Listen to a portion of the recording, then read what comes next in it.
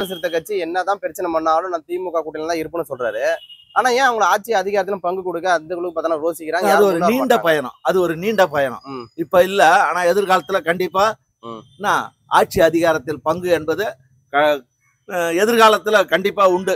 யாரா இருந்தாலும் டிஎம்கேன்றது இல்ல, வேற யாராவது புதுசா வந்து விஜய் வரட்டும், அவங்க அப்பா வரட்டும், இல்ல பிஜேபி வரட்டும், இல்ல ஏடிஎம்கே திருப்பி கூட வரட்டும். ஆனா ஒரு எதிர்காலத்துல அது உண்டு. அதுதான் சரியான திட்டம்.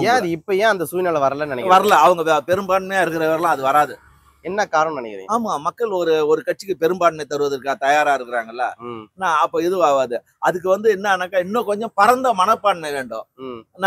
மற்றவங்க அணி சேர்த்து கொண்டு இப்ப கேரளாவெல்லாம் பாத்தீங்கன்னா கம்யூனிஸ்ட் பார்ட்டிகள் 2 பார்ட்டி இல்லாம வேற முஸ்லீம் லீக், அது இன்னும் அதர் பார்ட்டிக்கு எல்லாருக்கும் ஆட்சியில் பங்கு தந்திருக்காங்க. அது போன்ற ஒரு சித்தாந்தத்தோட வரணும். திராவிட முன்னேற்ற கழகத்துக்கு சித்தாந்தம் இல்லைன்னு சொல்லல, ஆனா அவங்க அந்த தூரத்துக்கு இன்னும் போவாங்க. வருங்காலத்துல அது நடக்கும் கண்டிப்பா. ஓகேண்ணா, இது வரைக்கும் அண்ணன் திருமாவளவர்கள் தனியா நின்னு பார்த்தனாக்கா தேர்தல் வரைக்கும் சந்திக்கல. அவரோட கெப்பாசிட்டி எவ்வளவுன்றதுல தெரியாது.